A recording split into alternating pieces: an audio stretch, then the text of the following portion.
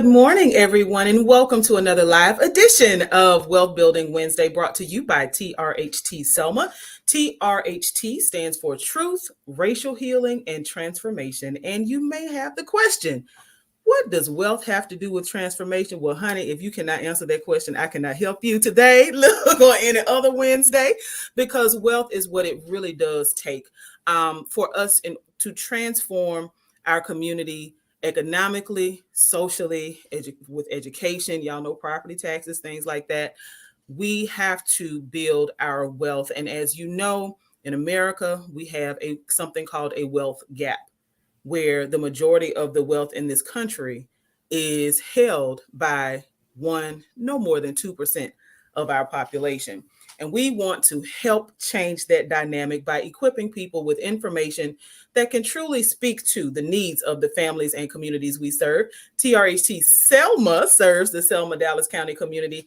And we have, for the last 3 months, been talking about how to impact small businesses and entrepreneurs, people with great ideas. And I am super excited to have our guest today, Mrs. Danielle Wooten, who serves as the Director of the Planning and Development Department for the City of Selma. And yes, that has a lot to do with the wealth development in our community, because we want to plan ahead, right? When we do not plan, we plan to fail. And so it's going to be very important that we hold this conversation with Mrs. Wooten this morning, and just want to say welcome and good morning to you. Good morning. Thank you so much for having me. Absolutely. As you can see in our background, we have Washington Street, the supermarket area, which used to be a thriving space in downtown Selma.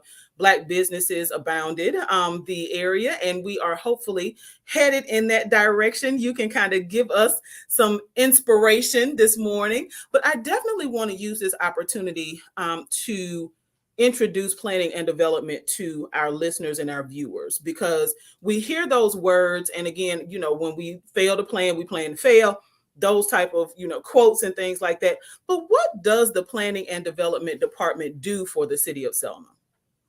Well, that's a really good question. And in a nutshell, we plan and we develop, but I'm just kidding. That's a joke, guys. Don't take it seriously.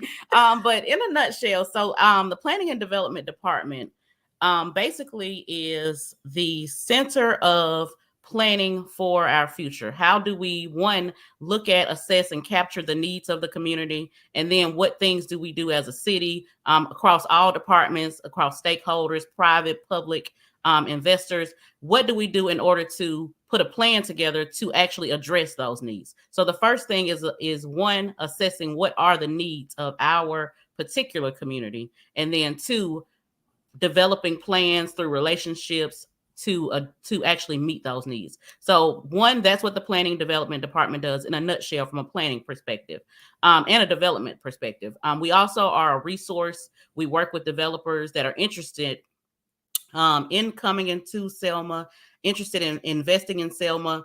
We have relationships, we have communications, we have meetings with those developers. One, to let them know, again, what are our needs? Because as someone comes into your community to invest, or even as locals, as we invest in Selma, we need to understand what is our market, what are the needs, and what can we, in order for us to know what to offer, we need to know what the needs are.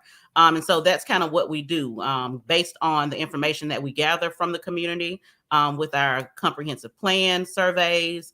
We have meetings with local stakeholders where we get and capture their feedback on certain aspects of the quality of life in Selma. And so that's the information that we share. Of course, with the relationship with the Chamber of Commerce, as well as the Selma EDA, they're more so, they help us provide the actual data to support what are the market needs of Selma, so that people know what they need to invest in that would be sustainable for not only that private investor, but also sustainable for the residents of Selma and our community. Absolutely. And Go so ahead. that's one other piece. I could talk all day about it, but the third piece that I'll talk about just briefly, because I know it's a 30-minute show, is about grants. That's another big component of what the Planning and Development Department, what we do. So basically we work with all of our directors in all of our areas. Of course, we know the revenue in Selma is not we don't generate enough revenue to really be able to do the things that are needed within our community. And so that's where grant funding comes in, whether that's through state funding, whether that's through federal funding, whether that's through private foundations. We seek out grants in order to help us try to meet those needs that we cannot meet with the city's annual budget.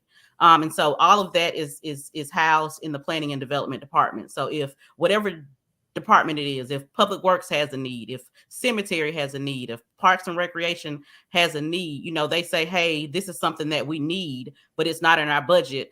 Are there any opportunities out there that could help us get some funding so that we can do that? And so that's what planning and development does. And then the other piece of that is that we ensure that once we receive that funding, that we remain in compliance so that we keep good relationships with our funders so that we can continue to have those opportunities open to the city of Selma. Absolutely. So now listen, you have laid out a lot of work that's happening in the planning and development department. And you also, though, talked about the team that it takes in order to make everything happen. So I'm super excited and really proud of the city of Selma for the teamwork that you all are displaying as department heads. And you in particular, I always tell you that you make Selma look good. Because you're actively pursuing things that can help us look good, right? Because people want to invest in, people want to participate in and are attracted to things that look good. So clean streets and well-painted buildings are something that I know that you all have been working hard across the board to make sure that we have. So now we do have a question from the audience. Mr. DK Harris wants to know it said several years ago, the Main Street program was being talked about all over Alabama. Is that a program that is still benefiting Selma? And if so, is it still actively helping? Okay, that's a really good question. In the past, a few years ago, Selma did actually have a Main Street Selma. Mm-hmm. But as of right now, Selma does not have an actual board of directors that oversees a local Main Street program. Okay. However, we still have access to Main Street as a resource. And just a quick example of that is, I don't know if you guys are aware, but we were just awarded the T-Mobile grant. We applied for that grant and we were awarded it. But that T-Mobile grant, so T-Mobile has partnered with Main Street in order to provide those types of opportunities to small town America. And so, although we don't have an actual functioning Main Street Selma, we do still have those relationships. We do still maintain and are able to take advantage of some of the opportunities that Main Street creates, if that makes sense. Yes, absolutely. So the planning and development department, and you kind of talked about this when you described the workload in your department. You all recently collaborated with a host of community organizations to survey the community related to a long-term strategic plan. What did you learn from that? What are some of the most pressing needs that you all can clearly delineate that our community is starving for? Absolutely. So with our comprehensive plan, we did get through the first round of community meetings. And so we did community meetings throughout Selma in every ward. And we got really good feedback. I think we had probably about 600 participants, give or take about around 600 participants, which is outstanding. It is. Given a survey, because normally it's under 100 if you even can get 100 participants. Right. And so we were able to do that. And we actually did get some really good feedback. We looked at economic development. We looked at downtown revitalization. We looked at neighborhoods and housing. We looked at education. We looked at health and wellness, recreation, quality of life issues. And so we do have survey results for that. And the major area that the community wanted to see more of was economic development, which is great that you all are doing Wealth Building Wednesdays and looking at that area in particular. 91% of the community thought that was the number one issue. I know a lot of people think crime is the number one issue, but given the results, that was not the case. Crime was actually the number two issue. Economic development was the first. issue. Well, I think though that speaks to the connection that people are actually able to make when we think about, okay, so how does the development of a community impact crime?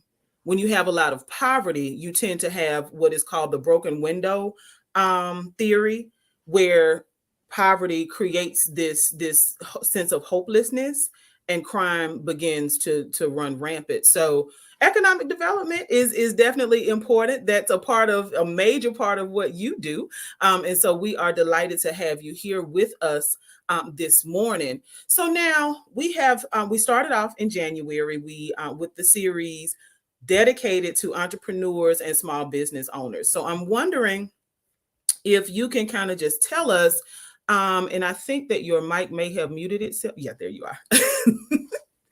um, if you could kind of tell us, as small business owners, or how can those who are small business owners currently benefit themselves and the community during the next few years by jumping in, and addressing this issue of economic development that the community desires? Well, so the number one way that I think, if I was a community member and I was interested in starting a small business, or I was Mhm. interested in investing in Selma, I think the main areas that, from the survey as well, and just from, Yes. the data that we've looked at, the main sectors are, of course, retail. Okay. We're looking at restaurants, and another major area that we're undertaking within Selma is housing. Creating quality housing stock, which was another really, really, really important priority for the community from the results of the survey. And so, if I was a local individual and I wanted to do my part in helping Selma get to the next level, I would look at some of those areas, and of course, tourism. It would be very well, not easy, but it would be very, I'll say easy just for the sake of words. If, for instance, I had this proposal to do mini grants to try to jumpstart and Yes. invest and empower members of the community to create tourism centered businesses. And so, Hmm. for instance, if you received a $5,000 mini grant, and you wanted to create a business where you did pedal taxi tours.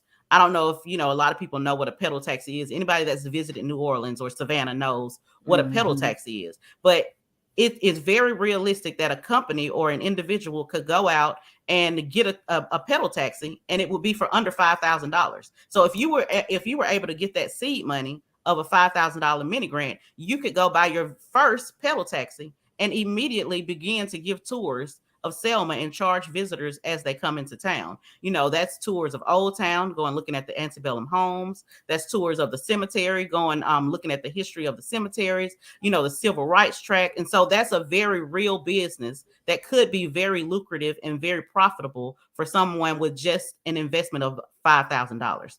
And so those are the types of things that I would tell people to think outside the box, and do some research and see what is a need here. Of course, we know that Selma is one of the most visited um, tourist locations in the state. How do I, as an individual investor, capitalize on that? What can I bring to the table? Restaurants. Of course, there are many vacant downtown buildings.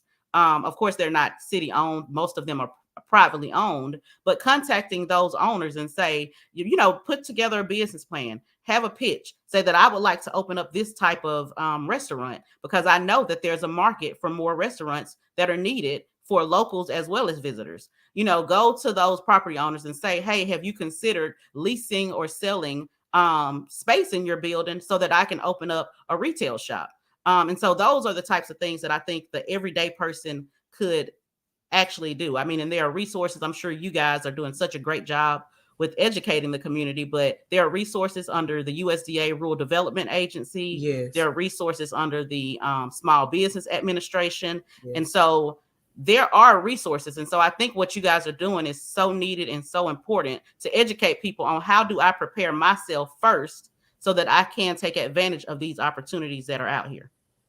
Absolutely. The fact that you are tuning in on the tourism is so important for Selma, because we literally can walk our visitors, people who choose to come to our city, from before there was a United States of America to the election of Barack Obama, and now the service of the first African American female vice president, right? So when we think about the amount of history that within our 14.1 square miles, it's really important that we take advantage of those opportunities and that young people begin to get involved in this process, because understand that a lot of the people who are the main stakeholders in telling our community's history are getting older. And not to say that they won't be here for decades to come, but we have to, as young people, right, and the generations behind you and I, really have got to pick up the torch and say, hey,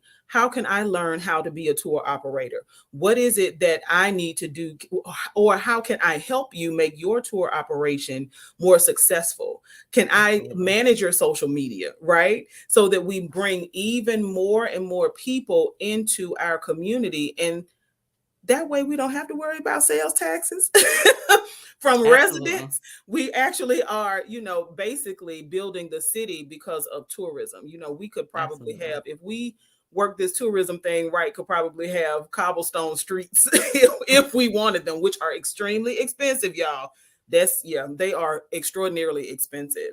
So Absolutely. I And let want me just to. make one more note in regards to, as individual investors and small business owners. Yes. When we look at, we talked about, when we talked about what does planning and development do and how we use grants to try to, fill in the gap of where we don't have the revenue or the resources available through our regular city budget. And Right. so when we look at that and we think about the vacant buildings that we have, investing in those buildings and putting actual businesses, revenue generating businesses, that's also increasing the revenue that we have to turn around and invest back into the community. And so that is a major opportunity for people to do their part.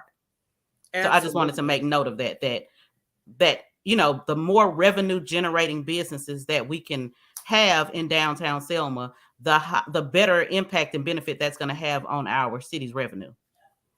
Absolutely. So I do want to quickly, though, say to viewers and to listeners, and that we are taking an even larger step, and bringing Wealth Building Wednesday into in-person events.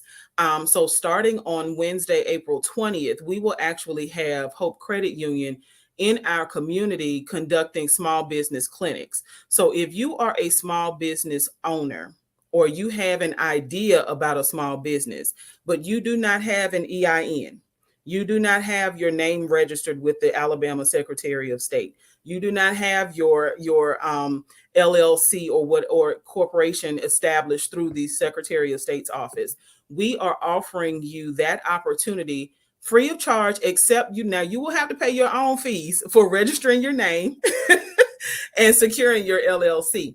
And then Hope Credit Union is also going to be on the spot signing small business owners up for their business banking accounts. We want to make sure that, like just what you said, Mrs. Wooten, that we are actually equipping people with those baby steps so that we can start to take advantage of programs that are available through the Small Business Administration, available through the USDA, and so many other private foundations, people who just really Absolutely. want to see rural communities develop. And so we're helping in that way. So yeah, this is a great conversation, and I'm just so delighted that you were able to steal time away to have this conversation with us. So now when we think about um investors, right? And I've heard folks on radio shows or what have you talk about the crime, talk about education systems. What are the things that investors are looking for? Like we know what we want in the community, right? We want to see the economic development, but when we think about long term and people who want to invest millions of dollars into our community, say bringing new factories or schools or what have you, what are those folks actually looking at? What is it that they're looking for? And what assets does Selma bring to the table already? So I think with any capitalistic relationship, Mm-hmm. right? Mm-hmm. if I am going to come and I am going to invest a substantial amount of money into something, there has to be a win-win situation. So I have Absolutely. to be able to get something from it. And so it's like, if I'm bringing this to the table, what are you bringing to the table? And the number one thing, I know it sounds very minute, is for them to feel that we are taking care of what we already have. And Okay. so having clean streets, clean neighborhoods, not trashing the city, not having trash on the grounds.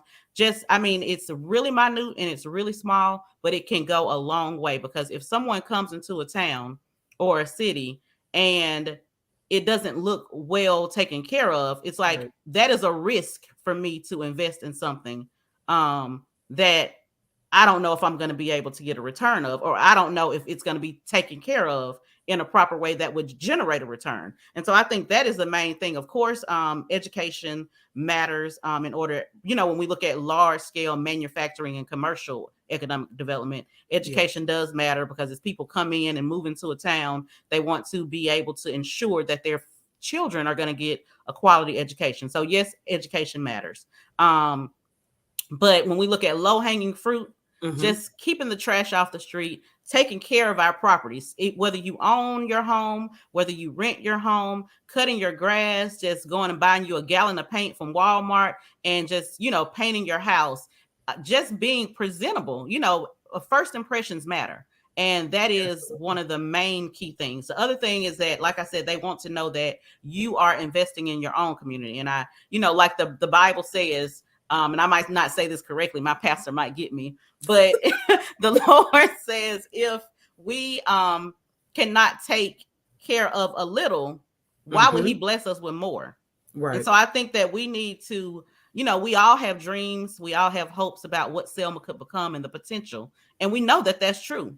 But we have to take care of what we actually have right now. And so that's, like I said, taking care of our properties, investing in prioritizing education from a parent's perspective, a community member's perspective, the school system, the teachers, is making sure that education is a priority, because that's only setting us up for the next generation to come Yeah. back and invest back into this community. And so those are the main things that I would say, for they just want to see that there is some type of investment on our end as well. So even if we might not have the financial means to do the things, and that's Right. what they're bringing to the table, that's their role in the relationship. But what are we investing on our end? And that investment, like you said, could just be picking up the paper out of our yards and off of the ground, or matter of fact, bothering to put it in a garbage can in the first place, right? Because, Yes, and those things really do matter. Yeah, I just let's talk, think about it from the perspective of someone visiting your home, right? Now, when I was being raised, my mom used to tell me, listen, the kitchen and the bathroom tell on a person, right? And how you keep things. That living room may be spotless. A lot of folks don't, use their living rooms anyway, right? But if you go in that kitchen and it's sticky stuff on the floor and it's, stuff in the sink, and now are you going to eat out of that house? We have to think about that, and literally transfer that train of thought straight into the community. absolutely. How can we expect people to invest millions of dollars and incorporate us into the process when they don't see us putting forth any effort, when they don't see us looking to the left and to the right to say, hey, well, maybe Mrs. Johnson needs help with maintaining her grass this summer. Let me see if I can help her out. Or, oh my goodness, what's going on with this house to my right? Let me see if I can find out who owns that so I can reach out to them and say, hey, do we need to board up the windows and get some young people to do some artwork on those windows until you're able to come down and do something about the property, because the glass is getting broken. Y'all, that really is a theory. Broken windows theory actually talks about, you know, um, over policed neighborhoods becoming over policed, crime going up as a result, and a lack of investment as a result of these broken windows. So we can all play a part in making sure that our city is ready to thrive. Selma has Absolutely. extraordinary potential, and we all have a role to play. whether we are a mom raising children or whether we are an executive at the largest employer in the city. We all play a major role because listen here, mama raising those kids can say, hey, baby, get that up. And it's not about poverty. It's not about the neighborhood, y'all. And I know I'm talking, but it's like, Lord, you touched something when you said that about us taking pride in the community. Because I remember that my grandfather he was the sole provider. My mother and my uncle, Lord rest his soul, literally, they went to college on one income. My grandmother would rake the rocks in front of the yard to make sure they were neat and not in the street. Poverty does not indicate how you handle things. I never knew that that was poverty as a child growing up because we Yeah. all had clean clothes, right? We had a clean kitchen, we had a clean bathroom, right? The porch was swept. We welcomed people in. So poverty But does it's not, really poverty. I think, and I don't want to get on that tangent, but yeah, when we look at a poverty mindset, I know right. that statistics tell us if you don't make a certain amount of money, then you're living in poverty. But is that really poverty? It's the If all of my mindset, needs are fulfilled and I have a home that I take care of and I'm able right? to feed my family and I'm able to clothe my family and I'm able to live a nice, decent life, is that really poverty? Right. Now, if we're not really doing that, then that's poverty. That's But if different, you're right? exactly. That mindset is everything because you can have $1 million and work your way back into, into what people would refer to as poverty, right? And living below um, whatever standard people may have. But it's important that we really start to think about the importance of supporting one another in this community, making sure, again, clean up the streets, like make sure that we're not dropping paper and throwing stuff out of the window, putting furniture on the side of the road, right? And another thing and that we're going to help with is to make sure that people know how to. So when you vacate a property, let's make sure that people know how to discard of those items. So if you're moving stoves out or doing renovations, who are the people that we can call that can help nurture that process and make sure that we don't put appliances and TVs and couches on the side of the road? Because again, when investors come through, they don't always pick up the phone and call the city of Selma. They just get in cars Absolutely. and drive on through because they know, if I'm trying to get you to come somewhere, I'm going to put out the flowers, we're going to lay out the tablecloth. So no, we want to come when you don't even know we're here. Mm-hmm. So it's everybody, y'all. We have all got to join in this effort to make sure that as we invest in our community, others are willing to invest as well. So as we begin to wrap up, 30 minutes goes by fast, and yeah, It does. this is a huge topic. Are there any other things that you have observed or would care to enlighten us about, or even accomplishments that your department has made? I know that you all did receive the T-Mobile grant, but there's also a brand new space. It's not brand new, but it has been remodeled.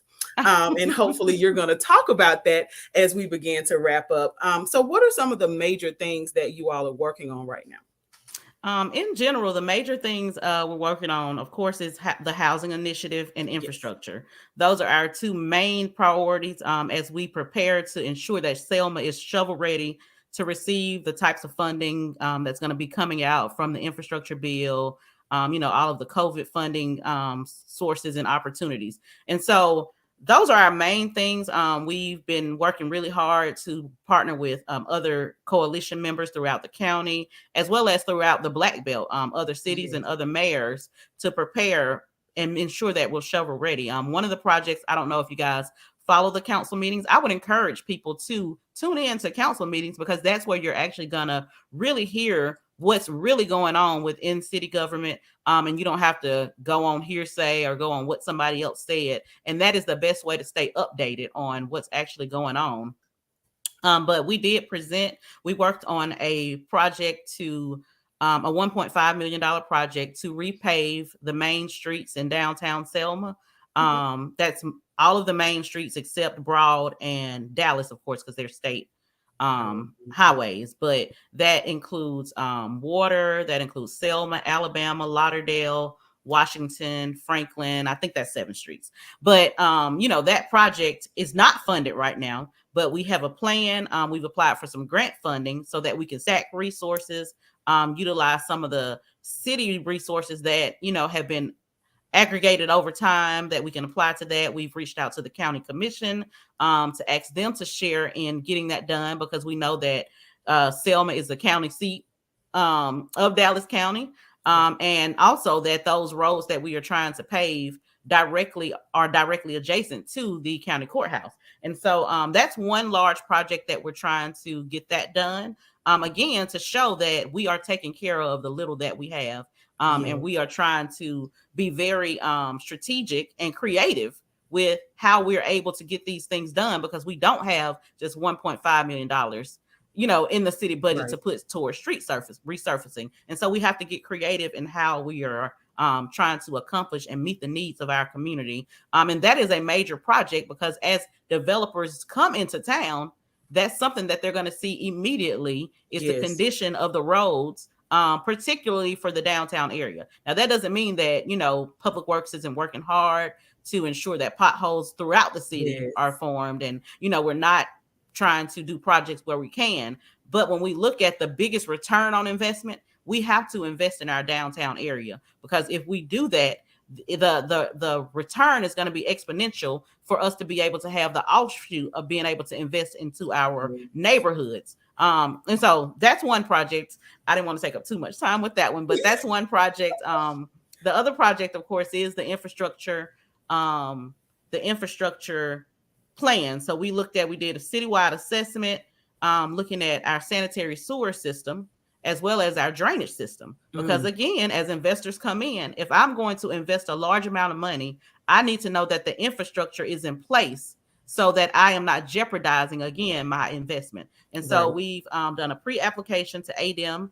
That's a $17 million project that looked at the city's drainage system as a whole, and where are the very critical needs that need to be invested in. Um, that was done. We've applied for, I think, about a $22 million pre-application regarding the sanitary sewer system. And so if we are able to get the funding and that opportunity is afforded to Selma, that is going to be very transformational for our community. If we can Absolutely. address the roads in downtown Selma. And now that's just one project. Now we do have a complete project, a plan for the critical roles throughout the city, but that's just for the downtown streets. But if we can address our infrastructure regarding our roads, if we can address our infrastructure regarding sanitary sewer, and if we can Mhm. address our infrastructure regarding the drainage system, that would be transformational, because I don't know if people know, but Selma's infrastructure has not been Oh, updated yes. in years. I mean, like Yes. decades, Decade. decades. Yeah, Yes. decades. So Yes. that would be transformational. So that's something that we're very proud of, that we are working on, actively working on. We're having meetings with all types of representatives, from our local representatives up to, our national representatives. We are working on our housing initiative. And I'll just try to be really quickly, because I know this is really not what the program is about. But in Selma, we have probably a little less than 100 dilapidated tax delinquent properties are city owned, because they are tax delinquent. And Hmm. there's about over 200 that are state owned. And so we've been working with the Alabama Department of Revenue in order to see how can we acquire. Now, we're not going to take all of them, but acquire very strategically those properties that are one. Um, so we've done a map that overlays city-owned properties with state-owned properties, so that we can Yes. outline and be able to identify areas of redevelopment. And then once we move through that process, which I'm not going to get into the long drawn out process, the end result is that those areas can be revitalized. And so whether that's areas where the properties are in decent condition and they can be rehabbed, and that's another place where local investors can meet a need and find a niche Yes. in rehabbing these homes that are dilapidated structures that are causing blight in our neighborhoods. Um, So whether that's rehabbing homes or whether that's going through a demolition process, clearing land and having investors come in and do new, um, you know, full scale, whether that's 10 to 15 homes or multifamily homes or townhomes, whatever that's going to look like, that's going to help transform our neighborhoods and revitalize our neighborhoods. So I think those are the main areas that we're focused on right now. I know you mentioned the Welcome Center, so I will do a Yes. little plug for the Yes. Welcome Center. And that's just another example of how investing just a little, taking care of the little that you do have. We did go in, we did a renovation of the Welcome Center. We got new flooring, we got new paint, we did new merchandise. And so it just looks like a more welcoming, and we do have upgrades to the exterior as well that are going to be forthcoming in the next few months. That's also going to be funded through some grant awards. But so give us some time. We're not there yet, but you can go in there. It's going to be a Yes. pleasant experience. You're going to be able to get some cool merchandise that will go right back into Selma. And so those are the types of things, and those are the things we want to see private investors do. Go down there and buy one of those buildings that's vacant. Go lease one of the vacant buildings and put some revenue generating businesses into it. And it doesn't really take a lot of money. Like I said, Lydia has done a great job. They're going to continue to give you guys the resources that you need. And that's really how we work together as a community to meet our Yeah. needs. Absolutely. So you have given us a wealth of information on this Wealth Building Wednesday. We truly appreciate you for taking time out to have such a critical conversation, because we all do. We all play a role in the success of our community. And if you're a small business owner, you are looking for a place to locate your business, do what Mrs. Wooten said. Find out who owns that building. Reach out to the building owner and say, hey, would you be willing to lease me this space? Or are you in the market to sell? This is Absolutely. a prime opportunity for us to get together, because we are together. That's the theme of our city government. We are together. Let's Absolutely. get And our together and department Mhm. is a resource. If Yes, you don't know how to find out who that landowner yes, is, you can absolutely give us a call, and we can provide you the information that we have on file for who that landowner is. This department is here to be a resource, to be able to yes, reach our goals, our development goals as a whole, not just the city's development goals, city right, government, but the city's right. development goals. Absolutely. So, see, the city is working on your behalf. We are super excited to be a part of making Selma a better place to live, work, and play. Right. So, we want to encourage each and every one of you all who are watching. If you're listening live on our media partner, WBFZ 105.3, you all please make sure that you're reaching out, connect to the people, email us. I'm actually putting in the chat the link for those folks who may want to join us for the business clinics featuring Hope Credit Union. So there are opportunities that abound in our lovely city of Selma, Alabama. Take advantage of the opportunities. We all have a role to play in building our city forward. So again, thank you so much, Mrs. Wooten, for joining us this morning. And we definitely Thank look forward to seeing you. your face again. Thank you for having me. It's always a pleasure. Absolutely. We can So talk all until day. I know, right? Look. So until next Wednesday, we want to wish you well. Y'all be safe in this weather out here today. And listen, in the meantime, get to building that wealth.